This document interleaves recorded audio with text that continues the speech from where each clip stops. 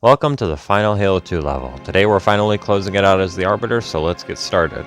We start with the Great Journey with some pretty good vehicle options, those being the Spectre and the Wraith in this case. And the first set of encounters all take place at the bottom of these valleys against all sort of Covenant vehicles, ghosts and other Spectres and Wraiths, etc., as well as brute ground troops. Passing under the Scarab here leads us into the first interior section, and this part is actually pretty special as we get none other than 2 Hunter allies for this section, which is not just unique to the campaign of Halo 2, but the entire Halo franchise actually. Passing over this bridge packed with drone and jackals gets us back inside where we enter our Covenant prison section. And unlike the prison section with Master Chief and High Charity, you aren't required to free your imprisoned allies, which, in my opinion, actually makes the act of deciding to free them all the more impactful, quite frankly.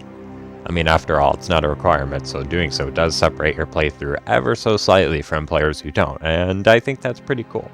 Arriving on the Scarab platform here sees us allying with Johnson inside Scarab, of course, and by giving him some Banshee cover, we get to help him make his way to the doors where Tartarus is behind to bust them down. And of course the Banshee section sees us flying through a very similar valley to the one at the start of the mission, in fact, and includes all the same enemies on top of turrets on top of the valley, as well as several Banshees being thrown in as well.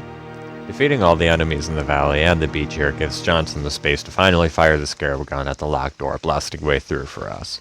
And then once inside, there's only a small group of brute guards we have to get past before confronting Tartarus himself in one final boss battle to conclude the gameplay of Halo 2's campaign. A few words of advice when it comes to this fight in particular is it can easily be the most difficult in the campaign if you take the wrong approach. So please do not do what my friend and I did on our Halo 2 Legendary playthrough where we went in with no preparations whatsoever.